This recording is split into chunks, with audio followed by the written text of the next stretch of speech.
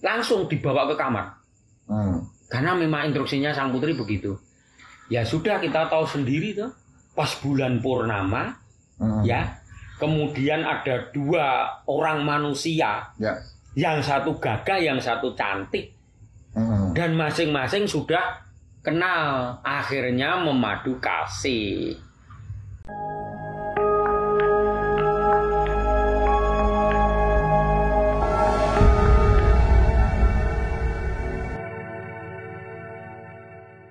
$1.700 triliun.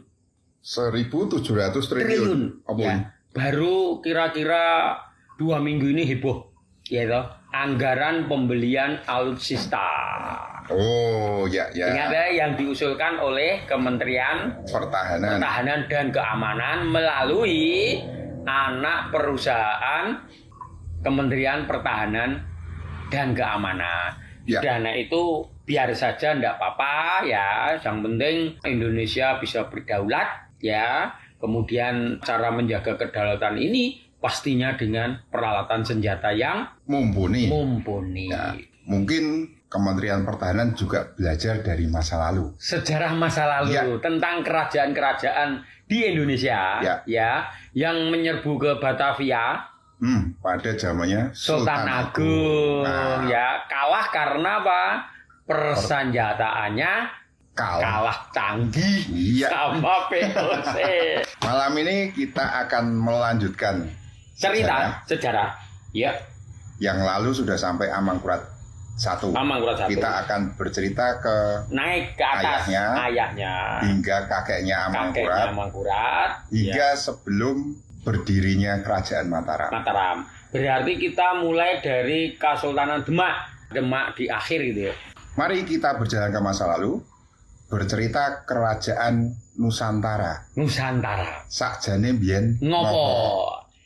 Kita langsung ngambil di kerajaan Kesultanan Demak ya.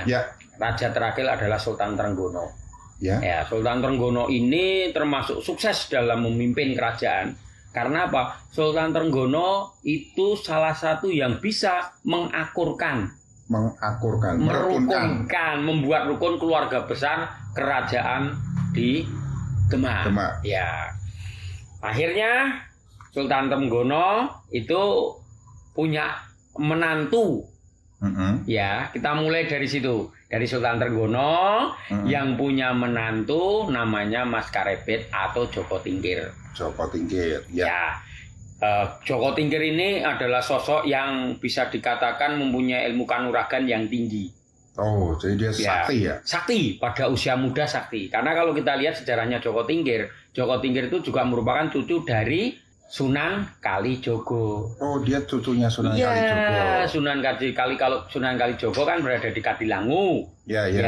Ini Joko Tingkir ini besarnya ada di Tingkir, daerah lereng Merapi. Itu ya memang relatif agak dekat kalau kita mau ke Demak. Ya. Singkat cerita, terjadi pemberontakan. Ya. Di Demak itu. Sultan Trenggono itu diberontak oleh Arya Penangsang. Oke. Ya, akhirnya Sultan Trenggono meninggal, dikalahkan oleh Arya Penangsang. Akhirnya Arya Penangsang menguasai Demak. Itu loh. Atas dasar kesepakatan dan tipu muslihat antara Joko Tingkir, ya, yang besok akan bergelar menjadi Hadiwijoyo. Ya, Joko Tingkir atau Mas Karebet bersama dengan Ratu Kalinyamat. Ya, itu mengadakan persekongkolan untuk membunuh Arya Penangsang. Oh, jadi mereka bersatu untuk membunuh Arya Penangsang yang sudah membunuh Sultan Trenggono. Ya.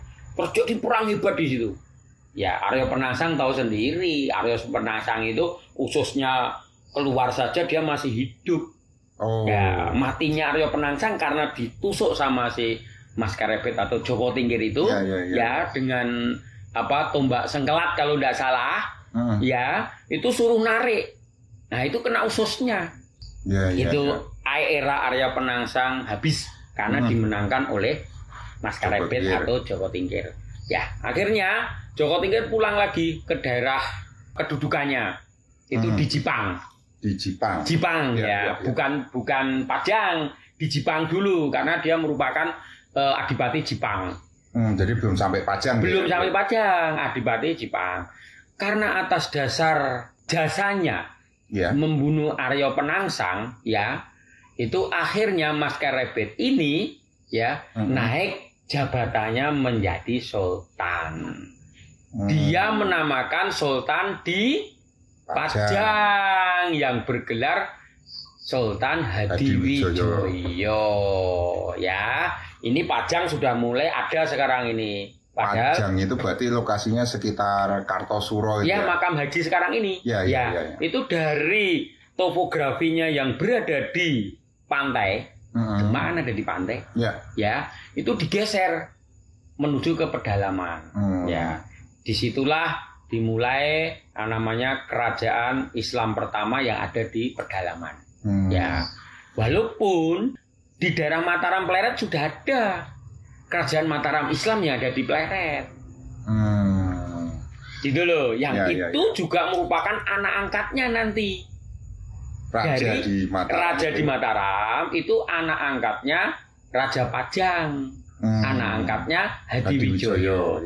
Sekarang kita bercerita masalah Hadiwijoyo. Ya, Hadiwijoyo ini kan kisaran tahunnya kan 1500 sekian gitu kalau tidak salah ya. 1600 awal ya.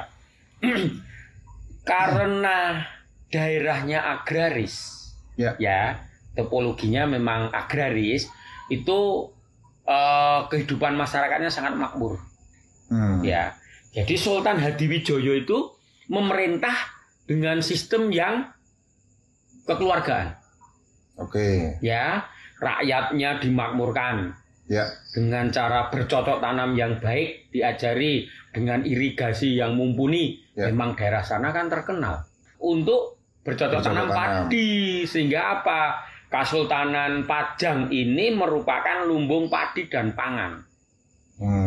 Ya, masa keemasan Sultan Hadiwijoyo ya itu merambah bisa sampai ke Jawa Timur. Daerah Blora, Pati, ya toh. Itu sudah merambah ke timur. Kalau ke barat itu sampai daerah Pekalongan dan segala macam sana. Itu daerah jajahannya, istilahnya melebarkan kekuasaannya, melebarkan sayap. Tiba-tiba ya Sultan Hadiwijaya ini ingat kalau dia itu punya anak angkat. Ya, yang namanya Sutowijoyo. Sutowijoyo ini dia ada di Kota Gede, ya belum kesultanan tapi masih apa ya kayak tanah pardikan gitulah istilahnya di Kota Gede. Nah, terus kemudian Sultan Hadiwijoyo ini ya itu merasa kenapa ya toh kok anakku angkat ya toh ya Sutowijoyo itu tidak pernah sowan.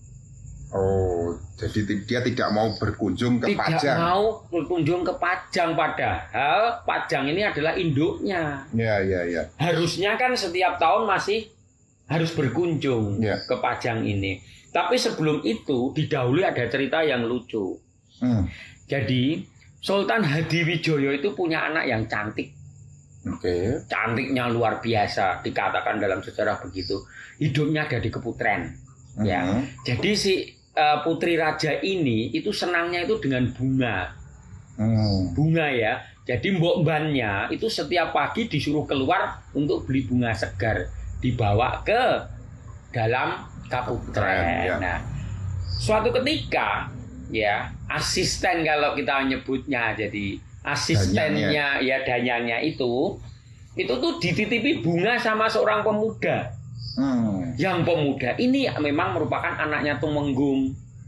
Tumenggung yang ternama di situ. Itu mempunyai wajah yang sangat cakepnya luar biasa. Gagah, tampan, putih. Sampai semua gadis-gadis di kerajaan itu tergila-gila. Terus sang Tumenggung itu bilang sama anaknya itu, Le, nek kowe memang nyoto-nyoto sekti, ya mlebu neng kaputren, gondolen putrine pangeran, gondolen putrine Sultan Hadiwijoyo. Jadi Tumenggung tadi memerintahkan kepada menantang kepada anaknya. Jangan hanya nyenengi gadis-gadis yang biasa. Gitu loh. Kalau memang mempunyai gitu. Nah, terus si anak Temenggung ini merasa tertantang dia. Ya, akhirnya mencari tahu caranya bagaimana bisa masuk ke Keputren. Nah, dia mengamati setiap pagi ini di pintu gerbang Keputren ada Mbok Ban yang gemuk, ginu-ginu, selalu keluar masuk membawa bunga kalau pagi hari. Akhirnya sang pemuda ini tadi menitipkan bunga dan secari tulisan kertas agar disampaikan kepada sang putri di Keputren. Tapi ya mesti mbok banyak disogok dulu. Dia bisa pegang-pegang sama Mas Ganteng ini tadi. Bisa foto-foto lah. Kalau sekarang kalau udah foto dia ikut selfie. Jadi merasa sudah dekat dengan Mas Ganteng ini. Sudah luar biasa. Ya. Kita kembali ke cerita Keputren. Akhirnya bunga dititipkan. Sang putri pun sudah tahu kalau anaknya Tumenggung ini memang ganteng dan gagah. Perkasa, ganteng, putih, wis pokoknya entek semuanya satu dunia dipek sama dia gantengnya. Begitu bunga dikasihkan di Keputren dan sang putri itu menerima, sang putri ikut tergila-gila. Kepencut sakpole kepencutnya. Berarti itu mungkin bukan bunga aja itu, ada sesuatunya itu. Iya, namanya Tumenggung, bapaknya, dasarnya dia juga gagah perkasa. Akhirnya Mbok Bannya dipaksa untuk menyelundupkan Mas ini ke dalam Keputren. Jadi sebagai informasi bahwa Keputren itu rumah atau bagian dari kerajaan di mana itu khusus untuk putri raja. Jadi anak-anak gadis raja. Tidak sembarang orang bisa masuk. Karena penjagaannya sangat ketat. Nah, saya lanjutkan ceritanya disusupkanlah atas izin sang putri. Akhirnya pemuda itu masuk ke kamarnya. Langsung dibawa ke kamar. Karena memang instruksinya sang putri begitu.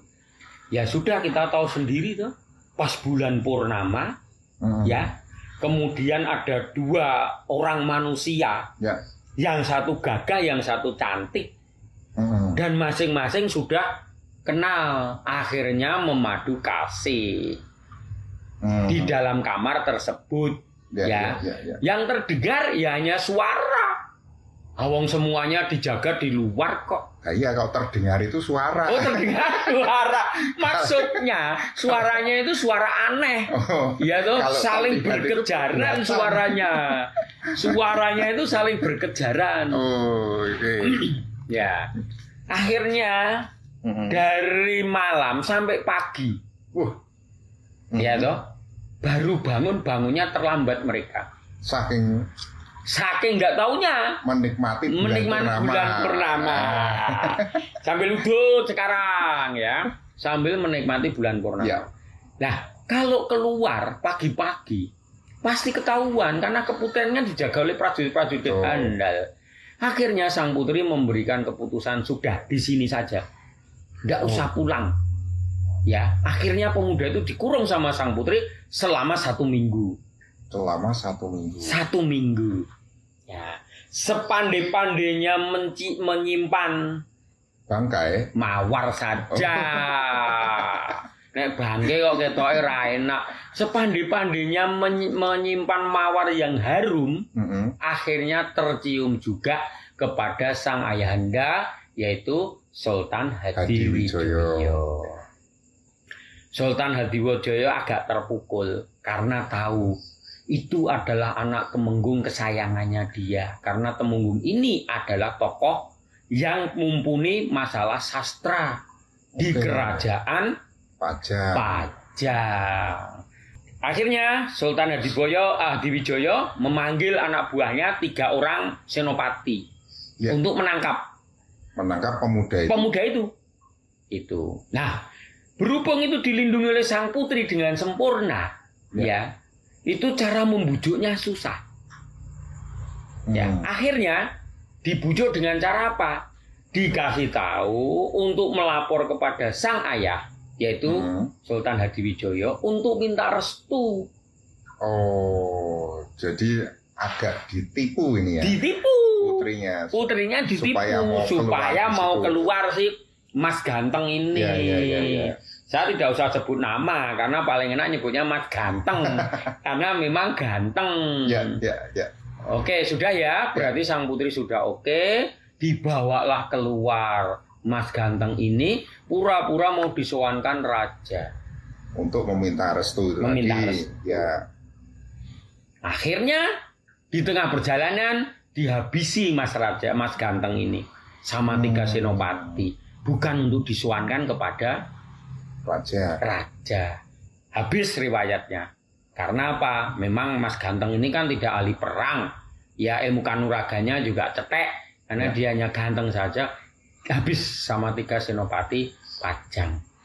Kemudian ayah dari Mas Ganteng ini, yang merupakan Tumenggung, itu dibuang. Jadi suami istri, ayah dan istrinya, itu dibuang sama Sultan Hadiwijaya memerintahkan mereka dibuang ke arah barat, yaitu kira-kira daerah Kebumen kesanalah. Oke. Ya. Tetapi sebelum dibuang, ya, Temenggung ini mengontak, membuat surat, ya, ditujukan kepada Raja Mataram. Jadi dia meminta bantuan. Minta bantuan Sultan Panembahan Senopati yang dulunya bernama adalah Sutawijaya. Kirim surat bahwasanya ini ya mau dibuang ke sana, ya, dengan membawa 1000 pasukan. Oke. Ya, Temenggung dan istrinya itu dibawa oleh 1000 pasukan. Ya. Kemudian berjalan mereka. Karena Surakarta di situ kan, dia berjalan ya pastinya melewati Prambanan, melewati Jogja, Wates, ya toh. Nah, pada saat keluar dari Wates setelah Sungai Progo, dihadang oleh pasukannya Sutawijaya. Sutawijaya mengirim 40 pasukan handal, ya, untuk menggagalkan pembuangan. Perang hebat di situ terjadi. 40 musuhnya 1000. Tapi 1000 ini berambang kosong, nggak pernah dilatih perang. Beda sama yang 40 pasukannya Sutawijaya yang memang dia adalah pasukan taktis, ya, pasukan gerak cepat, badannya kekar semua, sakti, kudanya juga top, senjatanya tuh, wah, itu tadi top itu. Perang, deng, kalah mereka. Pulang laporan kepada Sultan Hadiwijaya. Nah, saat itulah Sultan Hadiwijaya mulai curiga. Kenapa anakku angkat ini selama 3 tahun tidak pernah sowan. Akhirnya dalam perenungan yang panjang, Sultan Hadiwijaya memanggil para senopati untuk menyiapkan pasukan untuk menyerang Mataram. Oh, jadi Sultan Hadiwijaya berniat membalas kekalahannya. Sebetulnya bukan membalas, dia itu mau menanyakan. Oh, kenapa kamu kok nggak sowan kepadaku, ke Pajang? Ya, tapi membawa namanya raja besar. Hadiwijaya ini kan raja besar ini. Ya. Itu kan, dia membawa pasukan full kekuatan. Ya, Sultan Hadiwijaya naik gajah. Ya. Yang paling depan. Telik Sandi diutus dulu. Ya, begitu juga Mataram mengirim Telik Sandi. Ya, bahwasanya akan ada penyerangan dari Pajang yang dipimpin langsung oleh Sultan Hadiwijaya. Sudah berjalan melewati Klaten, Prambanan, terus Tebing Breksi, itu sudah mendekati dia. Pasukan Mataram juga sudah menunggu, ya, dan harus diingat. Sebetulnya Sultan Hadiwijaya itu tidak berniat untuk melukai anaknya. Angkat, ya. Karena dia menyayangi, ya. Menyayangi anak angkatnya. Itu loh. Ya. Nah, Sultan Hadiwijaya itu adalah raja yang sakti mandraguna. Ya, karena itu tadi waktu muda namanya Mas Karebet. Dan harus diingat dia adalah cucu dari Sunan Kalijogo. Tahu sendiri Sunan Kalijogo seperti apa? Ya toh, salah satu sunan dari pribumi asli ya yang mempunyai kekuatan linweh. Otomatis pasti menitis kepada cucu-cucunya. Ya. Salah satu wajian yang top dimiliki oleh Sultan Hadiwijaya adalah lembu sekilan. Lembu sekilan. Namanya sekilan itu segini ya. Anda mungkin sadeka gini. Sekilan itu segini.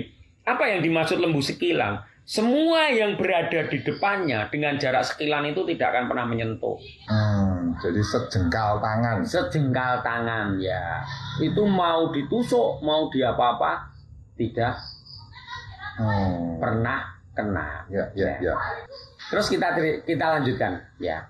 Tetapi ya Sutowijaya ini itu juga sakti mandraguna. Karena apa? Diewangi, dibantu oleh juru taman. Oh, juru taman itu jin. Oh, saya kira bersih-bersih. Juru taman itu jin ya.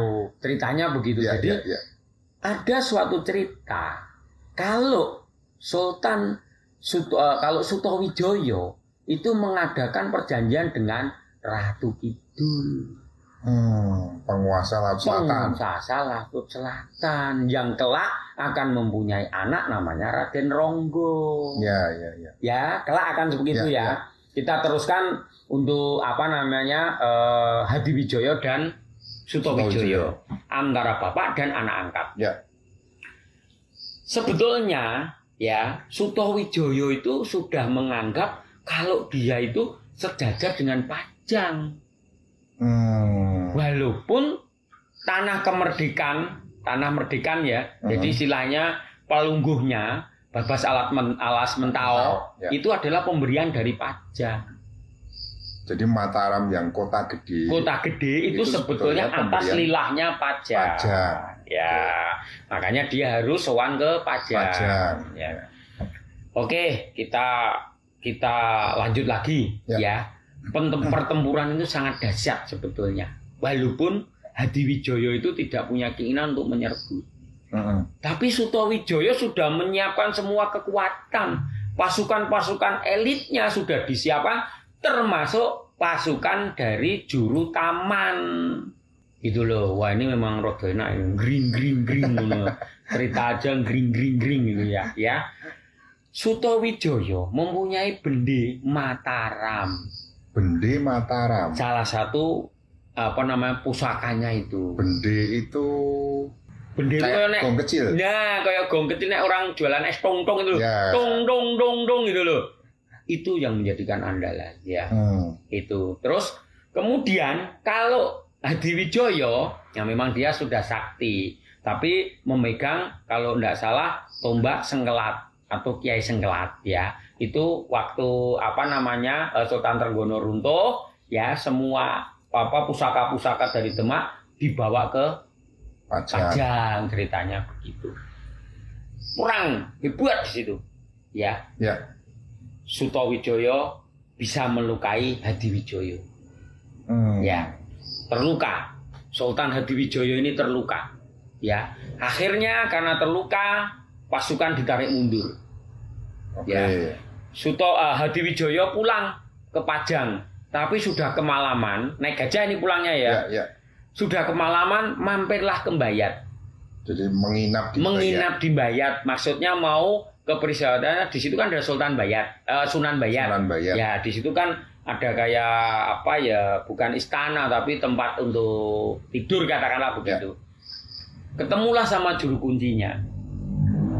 Ya, bilang Sultan Hadiwijaya, saya mau menumpang bermalam di sini. Ya. Juru kuncinya bilang, Sultan Hadiwijaya tidak boleh bermalam di sini. Ya. Dia bilang, Gusti Allah orang mboten ngizinke panjenengan sare wonten mriki. Ya. Akhirnya tidak bisa masuk ke bangunan pokok, tidurnya di emper. Di luarnya. Di luarnya. Malam karena sakit ya, terus nggak bisa tidur, pagi tiba. Ya, mereka mau pulang ke Pajang. Meneruskan perjalanannya. Kembali naik gajah. Nah, di tengah perjalanan, ya, Sultan Hadiwijaya ini jatuh dari gajahnya.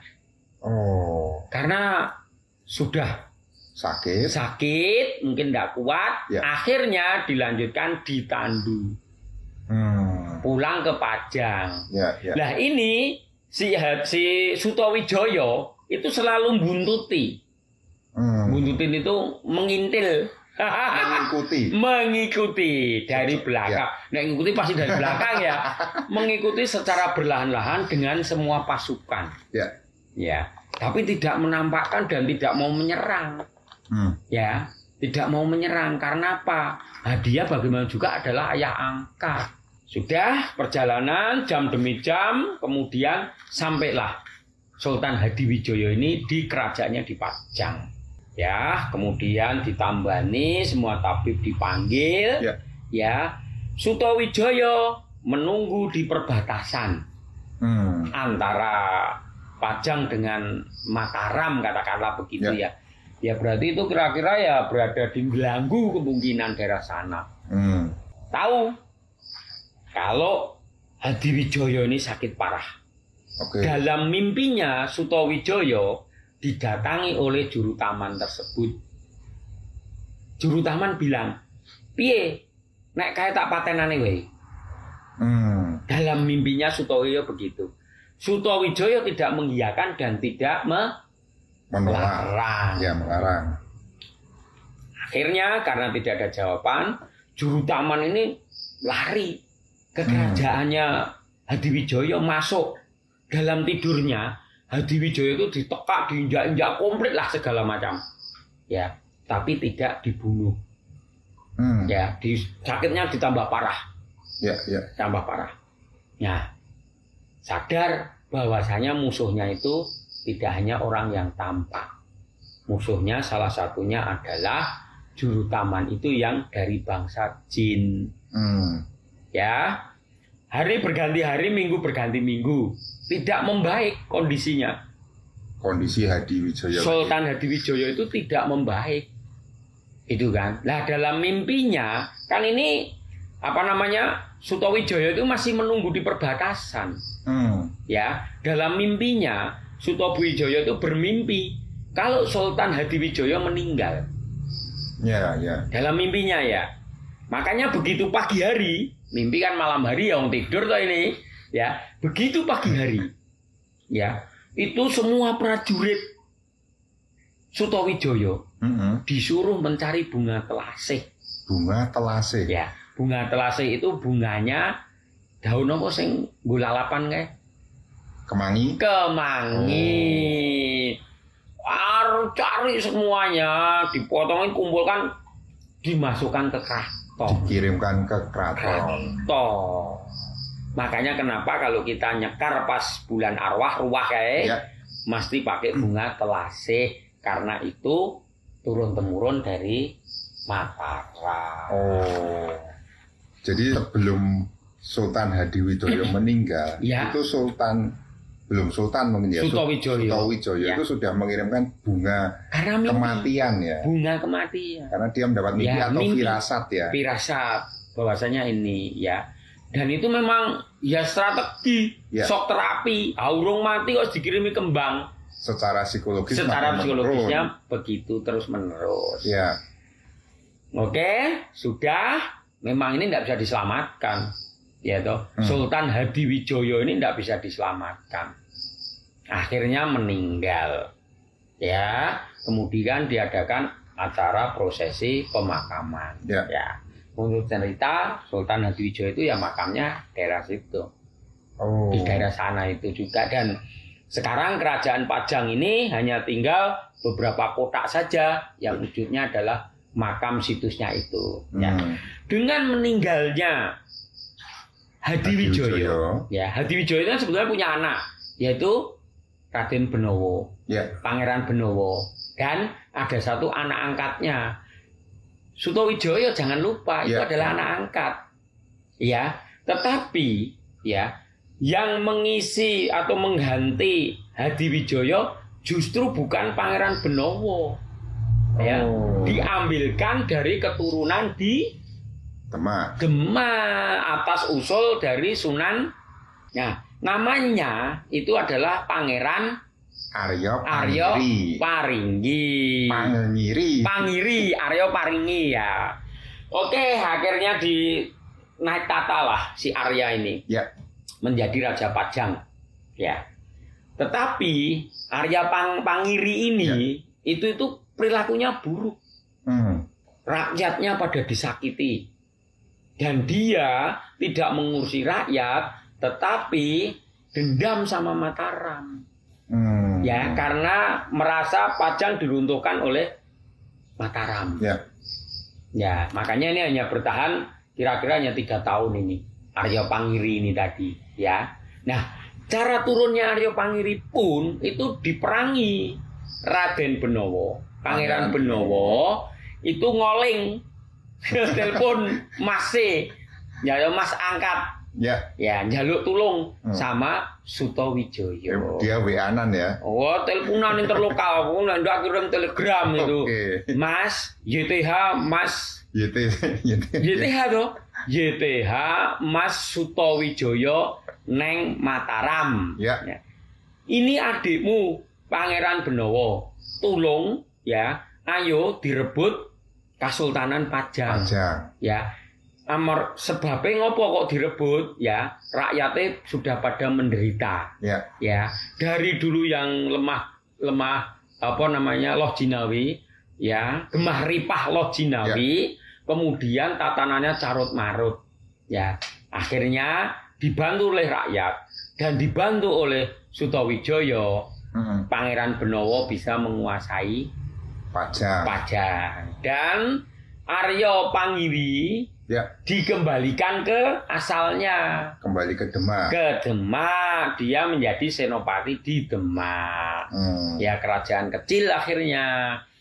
Kemudian karena ini sudah direbut oleh Pangeran Benowo, makanya Pangeran Benowo dijumenengkan menjadi raja di Pajang. Ceritanya begitu. Berhubung ini Pangeran Benowo itu memang tidak senang jabatan, ya. Dia memilih untuk nenepi bertapa. Ya, Pangeran Benowo ini bertapa. Dia terus bertapa ke arah barat, ya, ke Kendal, Kaliwungu dan sekitarnya di situ, Pemalang dan sekitarnya gitu ya. Karena ini kerajaannya ini kosong, dia serahkan kepada kakak angkatnya. Walaupun kakak angkatnya ini sudah membunuh ayahnya. Ya toh, Sutowijoyo sudah membunuh Hadiwijoyo. Tapi karena Pangeran Benowo ini juga masih menganggap ya Sutowijoyo adalah kakak angkatnya, diserahkanlah. Perlahan-lahan Pajang surut. Ya, semua berpindah ke Mataram kota gede. Ceritanya begitu urut-urutannya. Berarti tadi konflik antara Mataram dengan Pajang sudah selesai. Ya. Kemudian berlanjut dari Panembahan Senopati, kemudian turun tahtanya ke anaknya Panembahan Senopati, berarti Pangeran Hanyokrowati. Hanyokrowati yang di Krapia. Di Krapia. Bukan cuma sebentar. Iya, betul Hanyokrowati itu. Nanti Pangeran Hanyokrowati baru menurunkan Sultan Agung yang itu akan turun temurun nanti menjadi Sultan Hamangkurat. Ya, menjadi Hamangkurat. Dan di masa keemasan Sultan Agung lah, Mataram kekuasaannya sangat luas. Sak Nusantara itu. Di mana terjadi peperangan antara Mataram dengan Batavia. Iya. Yang sangat terkenal ya. Iya. Jadi gini, Sultan Agung ini punya garwo 2. ya. Punya istri 2. Garwa Kilen. Jadi ditempatkan di Cirebon. Ya, dan Garwa Wetan. Ya, dan Garwa Wetan itu ya di sini. Di Mataram. Ya. Makanya nanti dari Garwa Wetan itu keluar Hamangkurat. Ya, kalau yang Garwa Kulon keluar Cirebon. Makanya kenapa Sultan Agung itu bisa menyerang Batavia karena dibantu oleh Cirebon sebagai Cirebon. Ya, di sana istilahnya transit.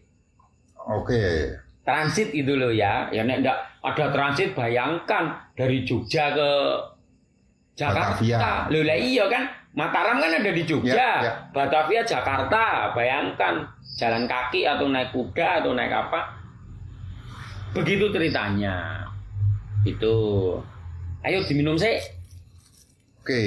Penyerangan pertama Sultan Agung itu kan dipimpin oleh Tumenggung Baurekso. Ya.